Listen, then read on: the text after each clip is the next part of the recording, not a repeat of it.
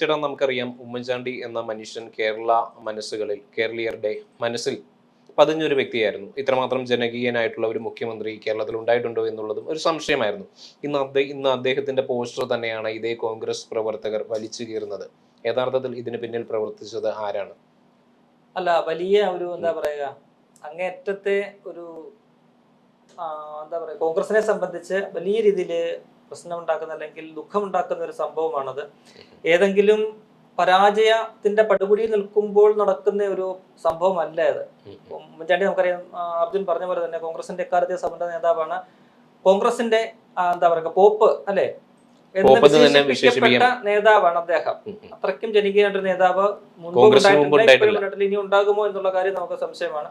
അദ്ദേഹത്തെ പോലൊരു നേതാവിന്റെ പോസ്റ്റർ മറ്റെന്ത് കാരണങ്ങൾ കൊണ്ടാണെങ്കിലും അദ്ദേഹത്തിന്റെ ചിത്രം അത് വലിച്ചു കീറുക എന്ന് പറയുന്നത് കോൺഗ്രസിനെ സ്നേഹിക്കുന്ന ജനങ്ങളെ, സാധാരണക്കാരെയും സംബന്ധിച്ച് അംഗീകരിക്കാൻ പറ്റാത്ത ഒരു കാര്യമാണ്.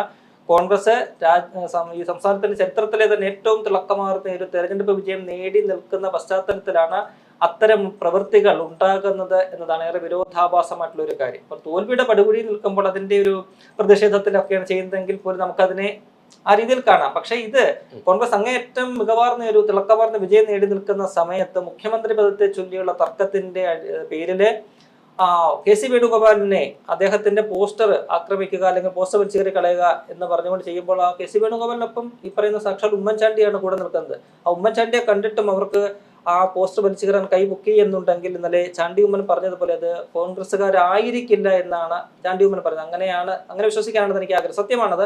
യഥാർത്ഥ ഒരു കോൺഗ്രസ്സുകാരന് ഉമ്മൻചാണ്ടിയുടെ മുഖം കണ്ടാൽ, ആ ചിരിച്ചുകൊണ്ടിരിക്കുന്ന മുഖം കണ്ടാൽ ആ പോസ്റ്ററിൽ തൊടാൻ കൈ പൊങ്ങില്ല. പക്ഷേ പലരും പ്രചരിപ്പിക്കുന്നതെല്ലാം സതീശൻ അനുകൂലികളുടെ ഭാഗത്തു നിന്നുണ്ടാകും. അല്ല, സ്വഭാവമായിട്ട് നമുക്കറിയാം ഈ മുഖ്യമന്ത്രി പദത്തെ ചൊല്ലി 3 ടീമുകളായിട്ട് തിരിഞ്ഞുകൊണ്ട് ഇപ്പോൾ കേരളത്തിൽ പ്രശ്നങ്ങൾ, കലാപങ്ങൾ പോരടിച്ചുകൊണ്ടിരിക്കുകയാണ്. അതിനകത്ത് ഒരു പക്ഷേ താരതമ്യേന അത്തരം പ്രശ്നങ്ങളൊന്നും ഇല്ലാത്ത ഒരു വ്യക്തി എന്ന് പറയുന്നത് രമേശ് ചെന്നിത്തലയാണ്. അദ്ദേഹത്തിന് വേണ്ടിയിട്ട് പ്രകടനം നടത്താനോ അല്ലെങ്കിൽ പോസ്റ്റർ പതിക്കാനോ മുദ്രാവാക്യം വിളിക്കാനോ ഒന്നും ആരും അത് നമ്മൾ കണ്ടിട്ടില്ല. മറ്റു 2 പ്രമുഖ നേതാക്കളുടെ പേരിലാണ് ഈ പറയുന്ന പോസ്റ്റർ പതിക്കുക. ഈ പറയുന്ന കെ സി വേണുഗോപാലിന്റെ പോസ്റ്റർ അത് KPCC ആസ്ഥാനത്തിന് മുന്നിലാണ്. വലിയൊരു പടുകൂറ്റൻ, അർജുൻ കണ്ടു കാണുമല്ലോ, പടുകൂറ്റൻ ഫ്ലക്സ് ആണ്. ആ ഫ്ലക്സ് അവിടെ സ്ഥാപിക്കപ്പെട്ടത് എപ്പോഴാണെന്ന് അറിയാമല്ലോ. കഴിഞ്ഞ ദിവസം കേരളത്തിൽ നിരീക്ഷകർ, AICCയുടെ നിരീക്ഷകരായിട്ടുള്ള മുകുൾ വാസനിക്കും അജയ് മക്കാനും എത്തി അവിടെ ഈ പറയുന്ന നേതാക്കളുമായിട്ട് നിയുക്ത MLA-മാരുമായിട്ടും ഉൾപ്പെടെ മുഖ്യമന്ത്രിയെ സംബന്ധിച്ചുള്ള ചർച്ചകൾ നടക്കുമ്പോഴാണ് KCക്ക് പിന്തുണയുമായിട്ട് അവിടെ പോസ്റ്റർ ഉയരുന്നത്. അതിന്റെ പിന്നാലെ VD സതീശനെ അനുകൂലിച്ചുകൊണ്ട് VD സതീശന്റെ അനുകൂലികളും അവിടെ പോസ്റ്റർ സ്ഥാപിക്കുന്നുണ്ട്. പിന്നീട് KC വേണുഗോപാലിലേക്ക് ഈ മുഖ്യമന്ത്രി ചർച്ചകൾ കേന്ദ്രീകരിക്കുന്നു എന്ന ഘട്ടം വന്നപ്പോഴാണ് VD സതീശന്റെ അനുകൂലികൾ അത്തരം ഒരു നീക്കത്തിലേക്ക് പോകുന്നത്. അത് അങ്ങേയറ്റം അപമാനകരമായിട്ടുള്ള കാര്യമാണ്. അവർക്കെതിരെ ശക്തമായ നടപടി സ്വീകരിക്കേണ്ട ഒരു കാര്യം കൂടിയുണ്ട്. കാരണം ഉമ്മൻചാണ്ടിയെ തൊട്ട് കളിക്കുന്നതിൽ രാജ്മോഹൻ ഉണ്ണിത്താനൊക്കെ തന്നെ കാര്യം ചൂണ്ടിക്കാട്ടുന്നുണ്ട്. എന്ത് കാര്യമാണ്, എന്ത് അടിസ്ഥാനത്തിലാണ് കോൺഗ്രസ് ഇങ്ങനെ പെരുമാറുന്നതെന്നാണ് സത്യമാണ് അദ്ദേഹം ചോദിക്കുന്നത്. കാരണം കഴിഞ്ഞ 10 വർഷം പ്രതിപക്ഷത്തിരുന്ന് അതിന്റെ എല്ലാത്തരം ബുദ്ധിമുട്ടുകളും മനസ്സിലാക്കി ശക്തമായിട്ടുള്ള പോരാട്ടത്തിന്റെ ഭാഗമായിട്ട് ഭരണത്തിലേക്ക് തിരിച്ചു വന്ന, അത്യുജ്വല വിജയത്തോടു കൂടി ഭരണത്തിലേക്ക് തിരിച്ചു വന്ന ഒരു പാർട്ടി, ആ മുന്നണിക്ക് നേതൃത്വം കൊടുക്കുന്ന ഒരു പാർട്ടിയുടെ അണികൾ തെരുവിൽ കിടന്ന ഒരു മുഖ്യമന്ത്രിയെ തീരുമാനിക്കുന്നത് സംബന്ധിച്ച് പോരടിക്കുകയാണ്. ചേരി തിരിഞ്ഞ് പോരടിക്കുന്ന ഒരു അങ്ങേറ്റം അപഹാസ്യമായിട്ടുള്ള, അപമാനകരമായിട്ടുള്ള ഒരു കാഴ്ചയാണ് നമ്മൾ കണ്ടുകൊണ്ടിരിക്കുന്നത്. ഞാൻ പറയുന്നത് ഈ നേതാക്കൾക്കെല്ലാം തന്നെ അതിനകത്ത് ഉത്തരവാദിത്തമുണ്ട്. ഈ 2 നേതാക്കളും അവര് അന്നേരം തന്നെ, തുടക്കത്തിൽ തന്നെ അതിന്റെ ഒരു മുദ്രാവാക്യം മുഴങ്ങുന്ന ആ സമയത്ത് തന്നെ 2 നേതാക്കളും അവർക്ക് വാണി കൊടുക്കേണ്ടതായിരുന്നു. ഇന്നലെ നമ്മൾ കണ്ടല്ലോ, ഡൽഹിയിലെ ചർച്ചയ്ക്ക് ശേഷം അവർ വന്ന് 3 പേരും പറഞ്ഞു ഫ്ലക്സ് യുദ്ധം പാടില്ല, മറ്റു കാര്യങ്ങളൊന്നും പാടില്ല, ഫ്ലക്സുകളെല്ലാം എടുത്തു മാറ്റണം. ഇതൊക്കെ പറയുമ്പോഴും എനിക്ക് തോന്നുന്നു അവർക്ക് അവരുടെ മനസ്സിൽ അവർക്ക് വേണ്ടി വാദിക്കണം. തീർച്ചയായിട്ടും സ്വാഭാവികമായിട്ടുണ്ടാകും. ഞങ്ങളിങ്ങനെ പറയുന്നുണ്ടെങ്കിൽ പോലും നിങ്ങൾ അത് ചെയ്തുകൊണ്ടിരിക്കണം. കാരണം തങ്ങൾക്കുള്ള പിന്തുണ ഹൈക്കമാൻഡിനെ അറിയിക്കുക എന്നുള്ളതാണ്. അപ്പോൾ ഇന്നലെ അവർ പറഞ്ഞു. പക്ഷെ ആ പറച്ചില്, ആ വാക്കുകൾ അവർ നേരത്തെ തന്നെ ഓരോ നേതാക്കളും നടത്തിയിരുന്നെങ്കിൽ ഈ പ്രശ്നം ഉണ്ടാകുമായിരുന്നോ?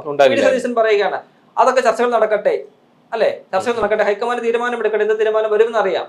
അതിനുശേഷം അത് ഇപ്പോഴും ഇത്തരത്തിലുള്ള നടപടികളിലേക്കൊന്നും പോകരുത്. പാർട്ടിയെ പൊതുസമൂഹത്തിൽ അപമാനിതരാക്കും, അവഹേളനത്തിന് കാരണമാകുമെന്ന് പറയാം. കാരണം നമുക്കറിയാമല്ലോ, ഈ കോൺഗ്രസിലേക്ക് ഭരണം പോകുന്ന തെരഞ്ഞെടുപ്പ് സമയത്ത് LDF-ഉം CPM ഒക്കെ തന്നെ ഉന്നയിച്ച പ്രധാനപ്പെട്ട പ്രശ്നം എന്ന് പറയുന്നത് ഇവർക്ക് അധികാരം കിട്ടിക്കഴിഞ്ഞാൽ പിന്നെ അടിയായിരിക്കും, ഭരിക്കാൻ സമയം കാണില്ല, യാഥാർത്ഥ്യമായിരിക്കും. എപ്പോഴും ഇറങ്ങുന്ന ട്രോൾ എന്ന് പറയുന്നത് പിണറായി വിജയന്റെ ഭാഗത്ത് നിന്ന് പിണറായി വിജയൻ പറയുന്നതായിട്ട് ഈ 5 വർഷവും ഞാൻ കാവൽ മുഖ്യമന്ത്രിയായിട്ട് ഇരിക്കേണ്ടി വരുമോ എന്ന് പിണറായി വിജയൻ ഒരു ദീർഘവിശ്വാസപ്പെടുന്ന ഒരു രീതിയിലെ ട്രോളുകളൊക്കെ വരുന്നുണ്ട്. അപ്പോൾ ഒരു ആഴ്ച കഴിഞ്ഞിരിക്കുന്നു, അവിടെ അവർക്ക് മുഖ്യമന്ത്രിയെ കണ്ടെത്താൻ കഴിയുന്നില്ല എന്ന് പറയുന്നത് അങ്ങേയറ്റം കോൺഗ്രസിന്റെ ഒരു പിടിപ്പുകേട് തന്നെയാണ്. നോക്കൂ, മറ്റ് 5 സംസ്ഥാനങ്ങൾ ഇതിനോടകം തന്നെ തെരഞ്ഞെടുപ്പ് നടന്ന, കേരളത്തിനൊപ്പം തന്നെ തെരഞ്ഞെടുപ്പ് നടന്ന സംസ്ഥാനങ്ങളാണ്. അതിനകത്ത് BJPക്ക് ഭരണം കിട്ടിയ 2 സംസ്ഥാനങ്ങളാണ് അസമും പശ്ചിമ ബംഗാളും, അല്ലെ?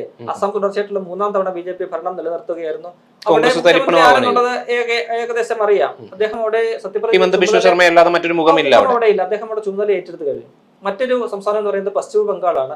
പശ്ചിമ ബംഗാളിൽ മമതയുടെ 15 വർഷം നീണ്ട ഭരണം അവസാനിപ്പിച്ചുകൊണ്ട് 200-ലേറെ സീറ്റുകൾ നേടിക്കൊണ്ടാണ് BJP ചരിത്രത്തിൽ ആദ്യമായിട്ട്, ഇന്ത്യൻ രാഷ്ട്രീയത്തിന് വലിയൊരു മാറ്റങ്ങൾക്ക് തുടക്കം കുറിക്കുന്ന ഒരു സംഭവം കൂടിയാണ് BJPയുടെ അധികാരത്തിലെത്തിയത്. അവർക്കും കഴിഞ്ഞ ദിവസം മുഖ്യമന്ത്രി അവിടെ സുവേന്ദു അധികാരി, അവരുടെ പ്രതിപക്ഷ നേതാവായിരുന്നു, അധികാരം ഏറ്റു കഴിഞ്ഞിട്ടുണ്ട്.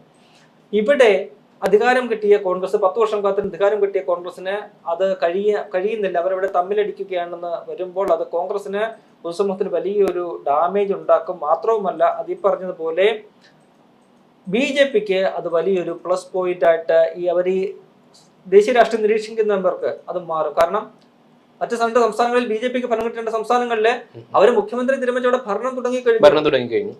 കോൺഗ്രസിന്റെ അവസ്ഥയാകട്ടെ മുഖ്യമന്ത്രി പോലും തീരുമാനിക്കാൻ കഴിയുന്നില്ല. ഇവിടെ അടിയാണ്. അപ്പൊ ഇവിടെ അവർക്കൊരു ഇത് വരും. LDFന് ഭരണം കിട്ടിക്കഴിഞ്ഞാൽ ഇങ്ങനെയാണ് അഴിമതിയും മറ്റു സംഭവങ്ങൾ, അല്ലെങ്കിൽ ജീവിക്കാൻ പറ്റാത്ത അവസ്ഥയാണ്. UDFന് ഭരണം കിട്ടിക്കഴിഞ്ഞാൽ അവരിങ്ങനെ തമ്മിൽ തല്ലാണ്. പിന്നെ ഞങ്ങൾക്ക് 3ാമതൊരു ചോയ്സിലേക്ക് പോകാമെന്ന് ജനങ്ങൾ ചിന്തിച്ചു കഴിഞ്ഞാൽ ഈ 2 മുന്നണികളുടെയും അഹങ്കാരം അവിടെ തീരും. അവിടെ BJP കയറി വരുന്ന സ്പേസ് ഈ പറയുന്ന സമാനമായിട്ടുള്ള സാഹചര്യമാണ് ഇപ്പൊ കേരളത്തിലുള്ളത്. തീർച്ചയായിട്ടും അത് സമാനമായ സാഹചര്യം. നമുക്കറിയാമല്ലോ, മുൻപ് കോൺഗ്രസ് ഒരു കാലത്ത് അവിടെ തിളങ്ങി നിന്ന് ഭരിച്ചിരുന്ന പാർട്ടിയാണ്. പിന്നീട് 77-ലെ CPM അവിടെ കയറി അവർ 40 വർഷത്തോളം ഭരിക്കുന്നു, 34 വർഷത്തോളം ഭരിക്കുന്നു. പിന്നീട് മമതാ ബാനർജി കയറുന്നു. ഇപ്പോൾ കോൺഗ്രസും CPM-ഉം അവിടെ തരിപ്പണമായിരിക്കുകയാണ്. ഇത്തവണ ഒരു സീറ്റ് CPM നേടുമ്പോൾ കോൺഗ്രസ് 2 സീറ്റ് നേടിക്കൊണ്ട് അവിടെ വന്നിട്ടുണ്ട്. ആ രീതിയിലേക്ക് കേരളവും പോകും എന്നുള്ള ഒരു ബോധം ഇവർക്കുണ്ടാകണം.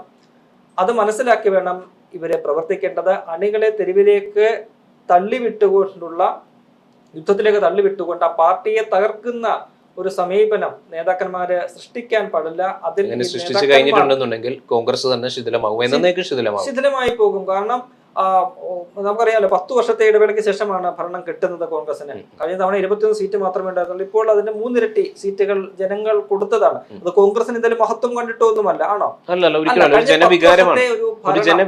മാറണം എന്ന് ജനങ്ങൾക്ക് വലിയ രീതിയിലൊരു ആഗ്രഹം ഉണ്ടായിരുന്നു. അതൊരു വികാരമായിരുന്നു. അതിന്റെ ഒരു പ്രതിഫലനമാണ് കോൺഗ്രസിന് കിട്ടിയ സീറ്റുകൾ എന്ന് പറയുന്നത്. നമ്മളിപ്പോൾ നോക്കിക്കഴിഞ്ഞാൽ ഇതിനകത്ത് ജയിച്ചു വന്ന കോൺഗ്രസിന് MLA-മാരെയൊക്കെ നോക്കിക്കഴിഞ്ഞാല് അവരൊരു തരംഗത്തിൽ ജയിച്ചു വന്നല്ലേ. ഒരു ഘട്ടത്തിലും ജയിക്കുമെന്ന് ഒരു എക്സിറ്റ് പോളുകളോ അല്ലെങ്കിൽ സാധാരണക്കാരന് പോലും തോന്നാത്ത പല സ്ഥാനാർത്ഥികളും ജയിച്ചു വന്നിട്ട് അവരൊക്കെ വിചാരിക്കുന്നത് അവരുടെ മഹത്വം കൊണ്ടോ അല്ലെങ്കിൽ തങ്ങളെ പിന്തുണച്ച നേതാക്കളുടെ മഹത്വം കൊണ്ടോ ഒക്കെയാണെന്നാണ് അവർ വിചാരിക്കുന്നത്. അങ്ങനെയൊന്നുമല്ല. ഒരു ഭരണമാറ്റം വേണമെന്നൊരു വലിയ പൊതുവികാരം കേരളത്തിൽ ഉണ്ടായി. അതിന് മറ്റു പല ഘടകങ്ങളും അതിന് കൂടെ നിന്നപ്പോഴേ അവരൊക്കെ ജയിച്ചു വന്നതാണ്. അപ്പോഴേ അത് മനസ്സിലാക്കിക്കൊണ്ട് വേണം കോൺഗ്രസ് മുന്നോട്ട് പോകേണ്ടത്. അതിൽ അവരുടെ നേതാക്കളെ തന്നെയാണ് അവഹേളിക്കുന്നത്. ഈ ഫ്ലക്സ് കേരളമൊക്കെ തന്നെ അവരുടെ ഏറ്റവും സമുന്നതമായിട്ടുള്ള നേതാക്കളെ അവഹേളിക്കുകയാണ്. മറ്റൊരു പാർട്ടിയുടെ നേതാവിനെയാണ് അല്ലെങ്കിൽ പ്രതിപക്ഷത്തെ ഒരു പാർട്ടിയുടെ നേതാവിനെയാണ് ഫ്ലക്സ് വലിച്ചുകീറുക എന്നൊക്കെ പറഞ്ഞാൽ അവർക്കൊരു സംഘടനാ നടപടി അനിവാര്യമാണ്. അവരെയൊക്കെ നിലനിർത്തി നിർത്തേണ്ടത് ഈ നേതാക്കളുടെ ഒരു ചുമതലയാണ്. അവർക്കതിന് കഴിഞ്ഞില്ല എന്നതാണ് വളരെ പ്രധാനപ്പെട്ട ഒരു കാര്യം. ഇന്നലെ ഈ 3 നേതാക്കളും ഡൽഹിയിലെ മാധ്യമങ്ങളെ കണ്ടപ്പോൾ അവര് ഈ ആവശ്യം ഉന്നയിക്കുന്നുണ്ട്. അത് ഞാൻ മനസ്സിലാക്കുന്നത് ഹൈക്കമാൻഡിൽ നിന്നും അല്ലെങ്കിൽ രാഹുൽ ഗാന്ധിയും ഖാർഗെയും ശക്തമായിട്ടുള്ള താക്കീത്. നമുക്കറിയാമല്ലോ, 3 പേരുടെ മുഖത്ത് വലിയ മ്ലാനതയുണ്ട്. ജനറൽ സെക്രട്ടറി KC വേണുഗോപാലിന്റെ മുഖം കണ്ടാൽ നമുക്കറിയാം എന്തോ വലിയ ഒരു സംഭവം നടന്നിട്ടുണ്ട് അവിടെ. പക്ഷെ ശക്തമായ രീതിയിൽ അവിടെ നിന്ന് ഇന്നലെ തിരിച്ചു, രമേശ് ചെന്നിത്തല ഇന്നേ തിരിക്കുന്നുള്ളൂ. അപ്പോൾ രാഹുൽ ഗാന്ധിയും ഖാർഗെയും ശക്തമായ താക്കീത് ഈ 3 നേതാക്കൾക്കും കൊടുത്തിട്ടുണ്ട്. അവരുടെ മുഖത്ത് നിന്ന് നമുക്കത് വായിച്ചെടുക്കാൻ കഴിയും. പ്രത്യേകിച്ച് KC വേണുഗോപാലിനെ പോലെ സംഘടനാ ചുമതല ജനറൽ സെക്രട്ടറിയുടെ മുഖഭാവത്തിൽ നമുക്കത് വായിച്ചെടുക്കാൻ കഴിയും. അവര് 3 പേരും അനുസരണയുള്ള കുട്ടികളെ പോലെയാണ്, അല്ലേ? അനുസരണയുള്ള കുട്ടികളെ പോലെയാണ് 2 പേരുടെയും നിൽക്കുന്നത്. കൈ കെട്ടിയോടെ നിൽക്കുന്നവരുടെ ഒരു പഞ്ചപുച്ഛമടക്കുള്ള നിൽപ്പ് കണ്ടാൽ ഇത്രയും അച്ചടക്കമുള്ള ഒരു പാർട്ടിയാണ് കോൺഗ്രസ് നമുക്ക് തോന്നിപ്പോകും. അപ്പോൾ അത് രാഹുൽ ഗാന്ധിയും ഖാർഗെയും ശക്തമായ നിലപാടെടുത്ത് ഒരുപക്ഷെ ശക്തമായ ഒരു വിമർശനം ഈ 3 നേതാക്കൾക്കെതിരെ ഉണ്ടായിട്ടുണ്ടാകുമെന്നാണ് ഞാൻ മനസ്സിലാക്കുന്നത്. അതിന്റെ ഭാഗമായിട്ടാണ് അവർ ഇന്നലെ മാധ്യമങ്ങളുടെ അത്തരം ഒരു പ്രസ്താവന നടത്തിയത്. പക്ഷെ അവർക്കത് നേരത്തെ തങ്ങളുടേതായിട്ടുള്ള രീതിയിൽ തന്നെ വ്യക്തിപരമായിട്ട് തന്നെ അവർക്ക് 3 പേർക്കും പറയാമായിരുന്നായിരുന്നു. അവരിപ്പത് പറഞ്ഞില്ല.